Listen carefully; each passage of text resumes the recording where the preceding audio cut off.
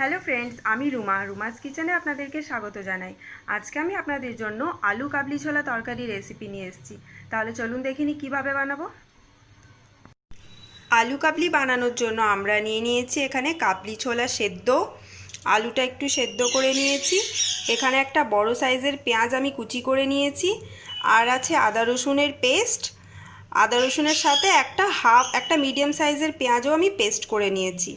আর আছে এখানে টমেটো কুচি, কাঁচা লঙ্কা কুচি, ধনেপাতা কুচি। তার সাথে আমরা নিয়ে নিয়েছি টেস্ট অনুযায়ী নুন, হলুদ আর 1 টেবিল স্পুন চিনি। আর নিয়েছি এখানে গোটা গরম মশলা, গোটা জিরে, তেজপাতা একটা নিয়েছি। আর আছে এখানে কাশ্মীরি মির্চ পাউডার 1 টেবিল স্পুন নিয়ে নিয়েছি। আর গোটা গরম মশলা 1 টেবিল স্পুন নিয়ে নিয়েছি। আর এটার মধ্যে আছে আমাদের চানা মশলা আর চিকেন মশলার একটা 1 টেবিল স্পুন করে chana masala, 1 table spoon chicken মশলাকে আমি জল দিয়ে একটু পেস্টের মতো করে নিয়েছি।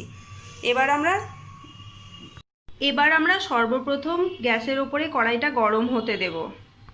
কড়াইটা গরম হয়ে গেলে এবার আমরা এটার মধ্যে 4 টেবিল স্পুনের মতো তেল দিয়েছি। এবার আমরা সর্বপ্রথম গোটা জিরে দেব।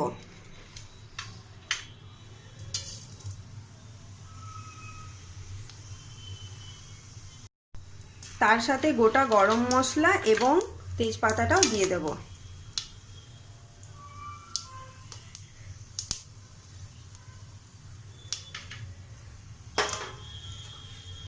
এরপর আমরা কুচি করে রাখা পেঁয়াজগুলো অ্যাড করে দেব। পেঁয়াজগুলোকে আমাদের মিডিয়াম ফ্লেমে হালকা ব্রাউন হওয়া পর্যন্ত ফ্রাই করে নিতে হবে। পেঁয়াজটা ফ্রাই হতে হতে এখানে আমরা চিনিগুলো তার সাথে অ্যাড করে দেব, যাতে কালারটা খুব ভালো আসে।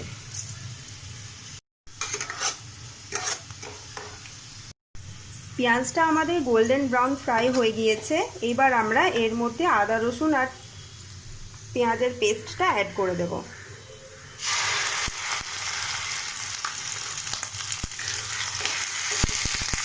পেঁয়াজের সাথে এই পেস্টটাকে 3 মিনিট ফ্রাই করে নিতে হবে। পেঁয়াজের সাথে আমাদের মশলাটা ফ্রাই হয়ে গিয়েছে। এইবার আমরা এর মধ্যে স্বাদ মতো নুন, হলুদ আর লঙ্কা গুঁড়োটা অ্যাড করব।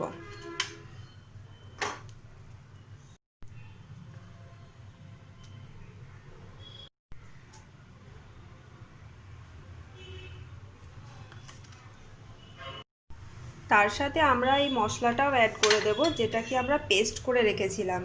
এর মধ্যে ছিল একটু চানা মশলা আর চিকেন মশলা আর 1/2 টেবিল স্পুন ধনে গুঁড়ো, 1/2 টেবিল স্পুন জিরে গুঁড়ো।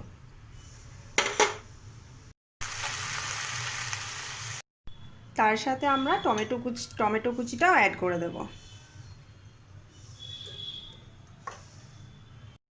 এবার আমাদেরকে এটা ভালোভাবে মিনিট 10 কষে নিতে হবে। 10 মিনিট কষার পর আমরা এর মধ্যে 1 tablespoon tomato sauce add করব। এবার আরও 5 মিনিট পর্যন্ত ফ্রাই করে নেব। দেখুন বন্ধুরা, আমার মশলাটি ভালোভাবে ফ্রাই হয়ে গিয়েছে। মশলাটির থেকে তেল ছাড়তে শুরু করে দিয়েছে। এবার আমরা এর মধ্যে আলু সেদ্ধটা অ্যাড করে দেব। আলুগুলো আমি একটু চাকু দিয়ে টুকরো টুকরো করে কেটে নিয়েছি।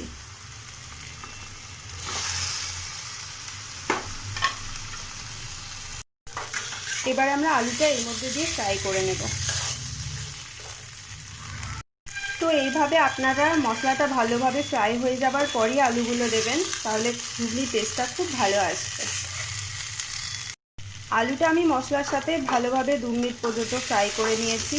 এবার আমি এর মধ্যে সেদ্ধ করা কাবলি ছোলাগুলো অ্যাড করব।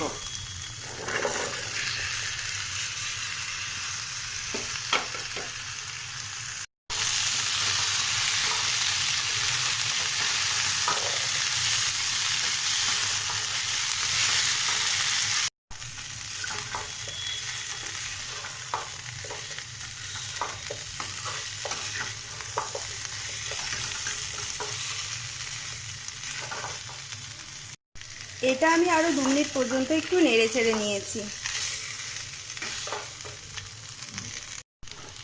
এবার আমরা এর মধ্যে একটু হট ওয়াটার অ্যাড করে দেব।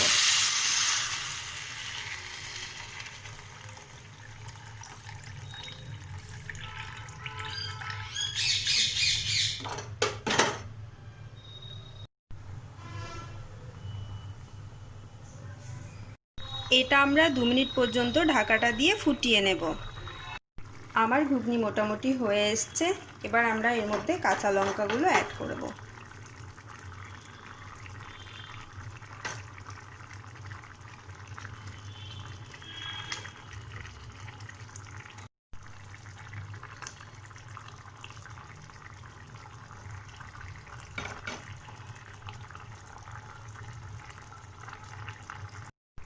আমার আলু কাবলি চনা হয়ে গেছে। এবার আমরা গ্যাসটাকে অফ করে দেব।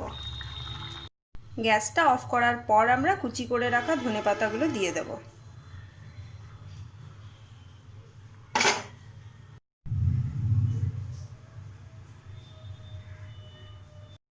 দেখুন বন্ধুরা, আমার আলু কাবলির তরকারি রেডি টু সার্ভ।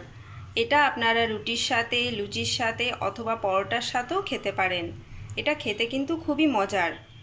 আপনারা বাড়িতে অবশ্যই ট্রাই করবেন আর আমাকে কমেন্ট বক্সে জানাবেন কেমন হয়েছে। আমার এই ভিডিওটি যদি আপনাদের ভালো লেগে থাকে তাহলে প্লিজ লাইক করবেন, অবশ্যই কমেন্ট করে জানাবেন এবং বন্ধুদের সাথে শেয়ার করবেন। আর প্লিজ সাবস্ক্রাইব করবেন আমার এই চ্যানেলটিকে, যাতে আমি আপনাদের জন্য আরও ভালো ভালো রেসিপি নিয়ে আসতে পারি। প্লিজ সাবস্ক্রাইব করবেন গাইজ, আপনাদের সাপোর্ট আমার খুবই দরকার। ততক্ষণ ভালো থাকুন, সুস্থ থাকুন, হাসি খুশি থাকুন। দেখা হবে আবার পরের ভিডিওতে।